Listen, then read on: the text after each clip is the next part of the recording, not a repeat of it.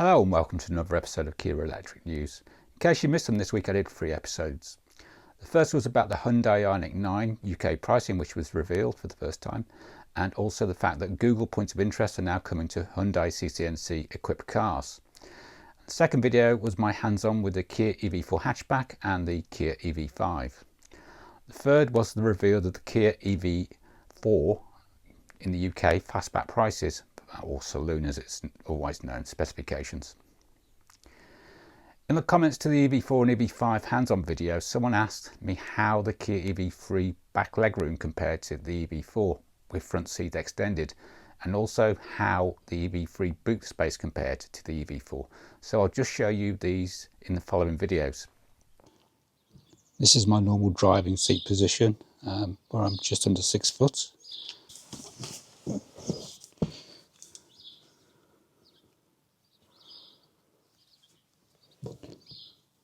I've got that much space.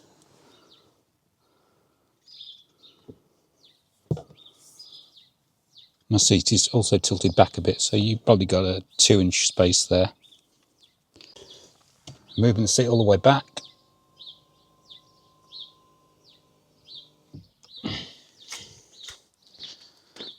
Now you haven't got much space, but I could move this forward a bit, tilt it up, but I can still fit in. My knees have to go each side of the seat really, so far from ideal. So if that gives you some idea of the full length, full extended driver's seat and how much space you actually get. So not that much. Right, comparing the EV3 boot space to the EV4. The EV3 is just massive compared to the EV4, although the EV4 is not as high but goes slightly deeper. On both the EV3 and the EV4 you've got split levels, so you could lower this to the low level. So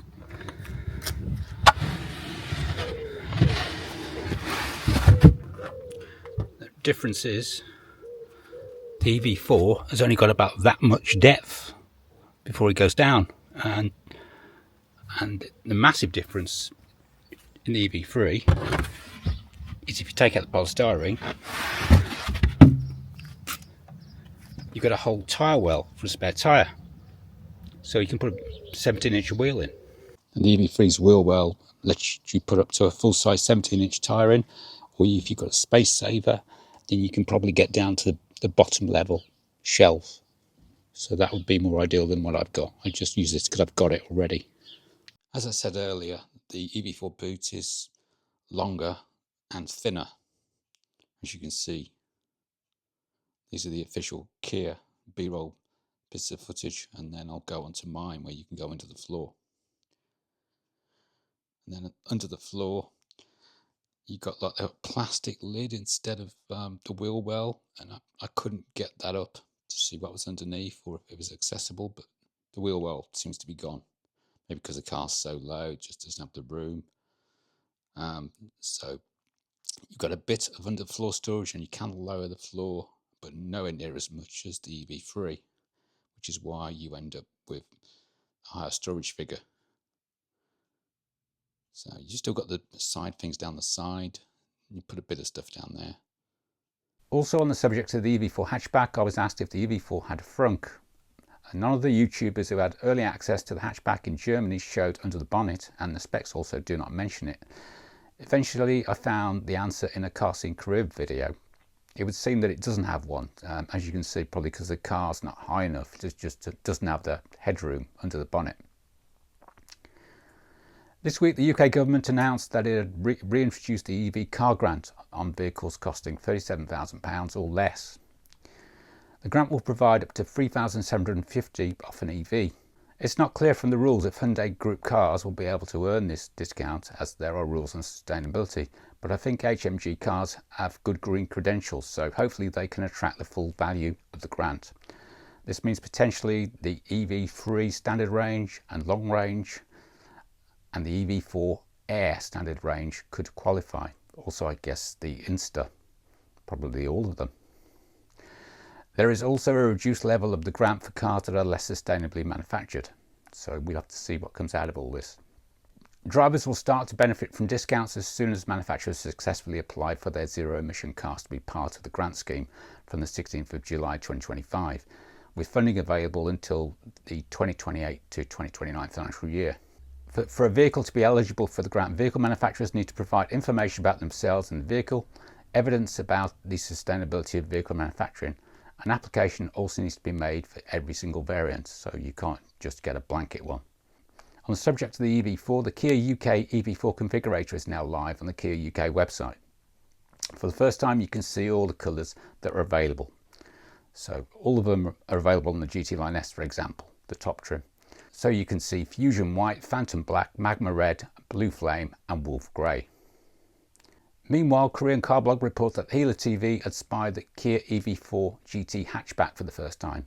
Spied testing. This is expected to appear sometime next year. A couple of new over-the-air updates are now showing on the EU UK portal. The first is for the Kia EV6 Facelift hands-off detection or HOD update. Details are as follows. Software update to improve diagnostic data capture, long-term HV battery stability and to prevent 12-volt battery drain via the HOD controller. Seems like 3 updates rolled into one though, doesn't it? The other one is for the Kia EV9 wireless power charging update, which I believe may be the same update that I covered in last week's Kia Electric news for the US market. This was to stop the wireless powered charger from draining 12-volt battery, and this is the second update for that, to be fair. On July the 14th, another version of the Kia app came out for Android only. I've no idea what was changed, and the miles kilometre bug is still not fixed. We are now up to 1.0.8 on Android. On the subject of the Kia app, based on a few common questions I get asked in the comments, here are a few quick tips in case you didn't know how to do them. If you have more than one Kia vehicle and you need to switch between them, the screen you need is on the home screen, hiding behind the remote control and status screen, so you simply have to close it and press on the service shortcut for vehicle change. The vehicle sharing shortcut is also right next to it.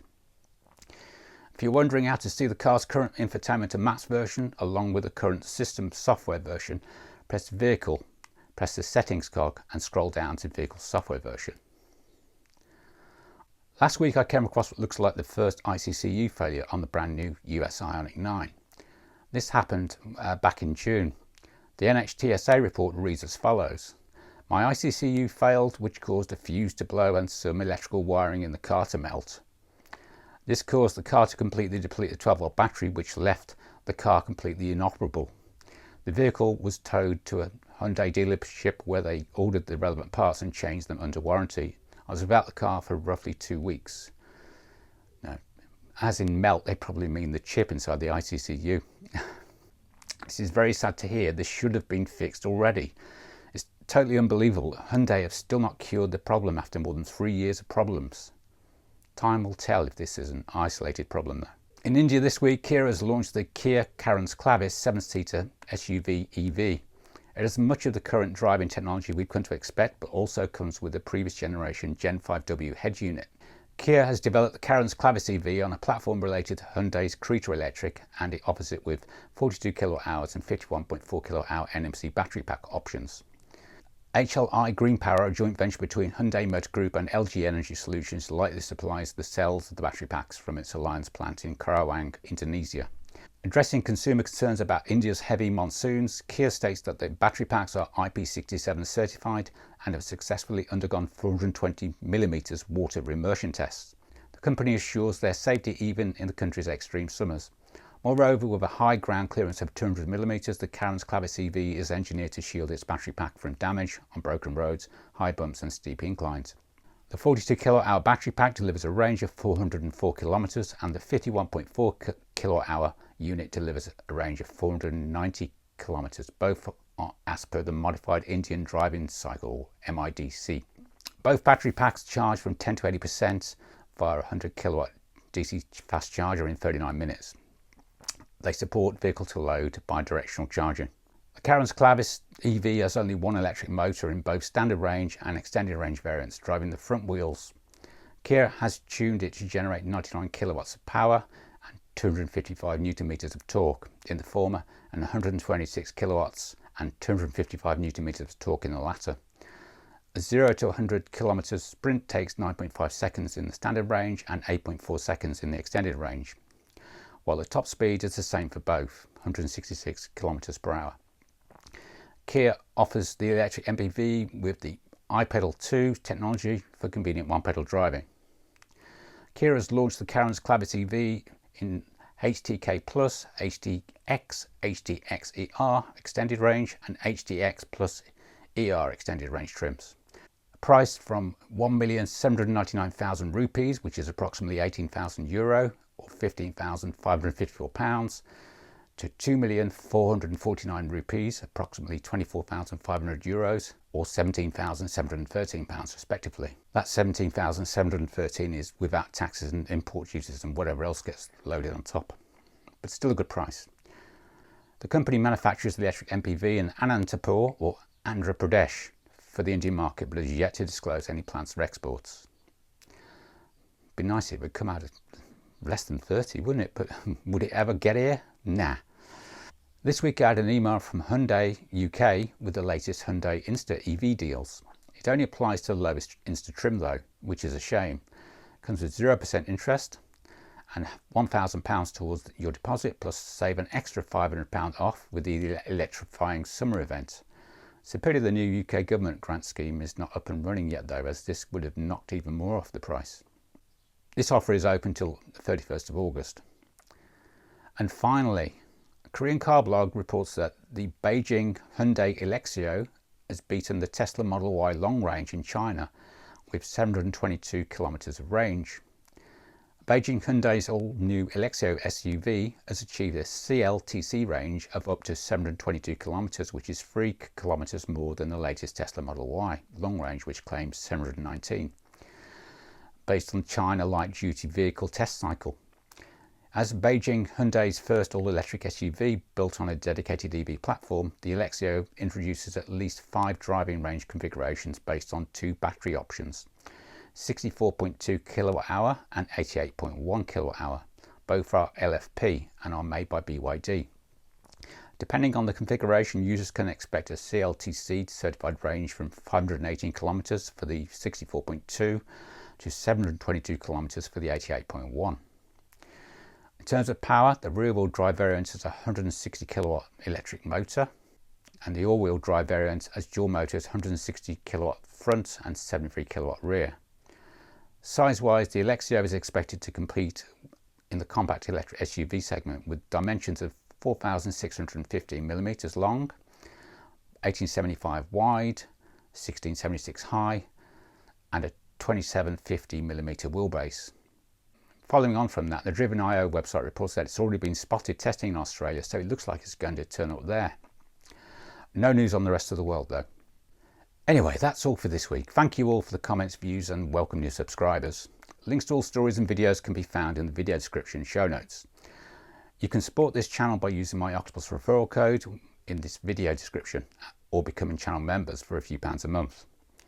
Welcome new channel members Roy Grober Fernandez and Nigel Park.